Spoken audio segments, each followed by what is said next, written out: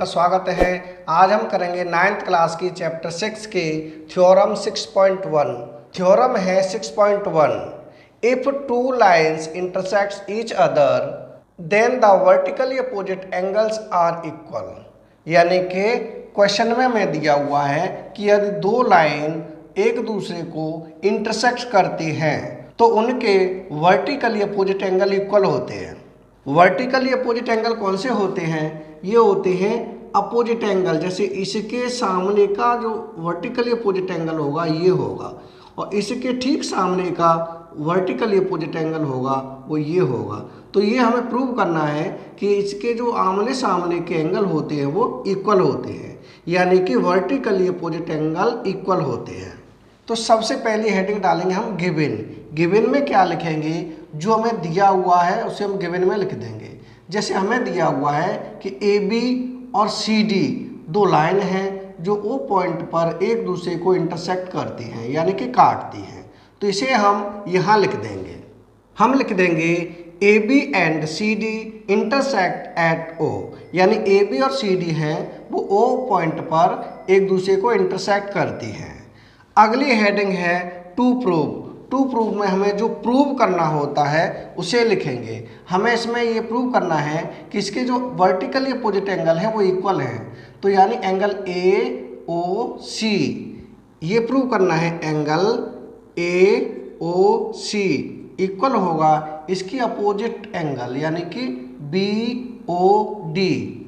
यहाँ लिख देंगे एंगल बी ओ डी। एक तो ये प्रूव करना है, दूसरा हो जाएगा वर्टिकली अपोजिट एंगल ये वाला, इसके सामने का ये वाला, यानी एंगल बी ओ सी। एंगल बी ओ सी इक्वल होगा ए ओ डी के, एंगल ए ओ डी के। ये हमें प्रूव करना है। अब अगली हेडिंग होगी प्रूफ। प्रूफ में हम इसे सॉल्व करेंगे। सबसे पहले हम लाइन लें सी डी, यानी कि ऑन लाइन सी डी, यानी सी डी लाइन पर ले रहे पहले। तो सी डी है ये वाली, इसका मतलब एंगल ए ओ सी। तो यहाँ लिख दें angle A O C plus angle A O C और angle A O D. Angle A O D हो जाएंगे 180। क्यों हो जाएंगे? क्योंकि ये बन जाएगा लीनियर पेयर। ब्रैकेट में लिख देंगे लीनियर पेयर, और ये हो जाएगी इक्वेशन फर्स्ट। अब हम लें ए बी लाइन पर, तो लिखेंगे ऑन लाइन ए बी।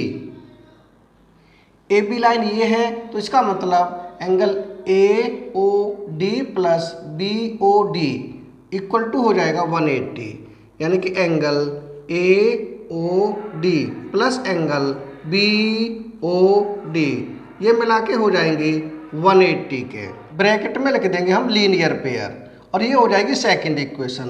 अब हम देखेंगे फर्स्ट इक्वेशन का जो सम है 180 आ रहा है, और सेकंड इक्वेशन का सम भी 180 आ रहा है। इसका मतलब ये है कि दोनों इक्वेशन इक्वल हैं।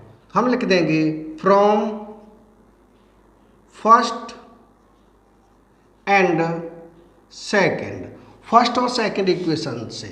तो फर्स्ट इक्वेशन है एंगल ए ओ सी, यानी angle A O C plus angle A O D equal हो जाएगी सेकंड इक्वेशन के। सेकंड इक्वेशन है angle A O D plus angle B O D के। अब एंगल ए ओ डी इधर भी है और एंगल ए ओ डी इधर भी है, तो एंगल ए ओ डी से ए ओ डी कट जाएगा। ये आएगा angle A O C equal to हो जाएगा angle B O D.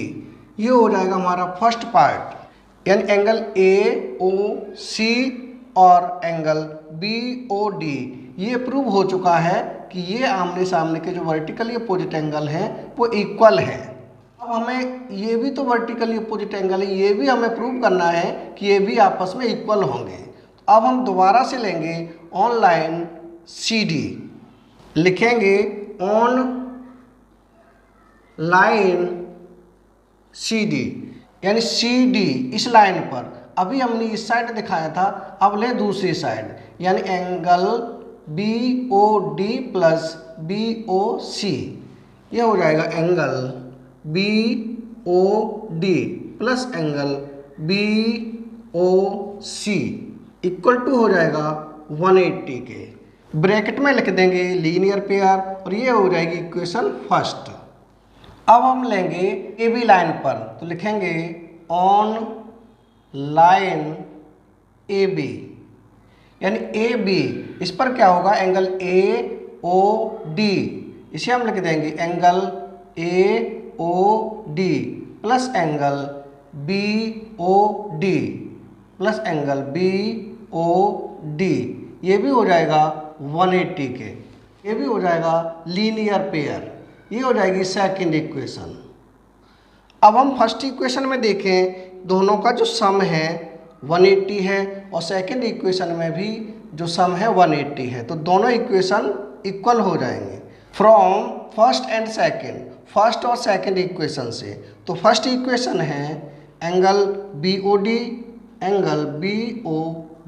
Plus angle BOC equal to है सेकेंड इक्वेशन के। सेकेंड इक्वेशन है angle AOD plus angle BOD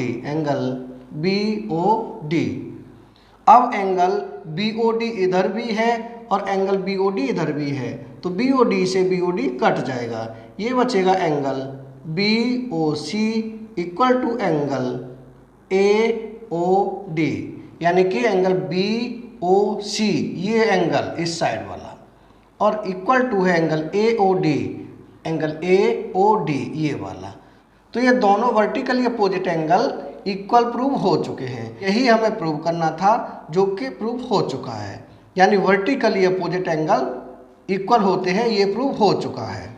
यानी थ्योरम 6.1 कंप्लीट हो चुकी है। अगर वीडियो पसंद आए तो लाइक और कमेंट जरूर करें। नेक्स्ट वीडियो में फिर मिलेंगे नेक्स्ट क्वेश्चन के साथ। Thank you.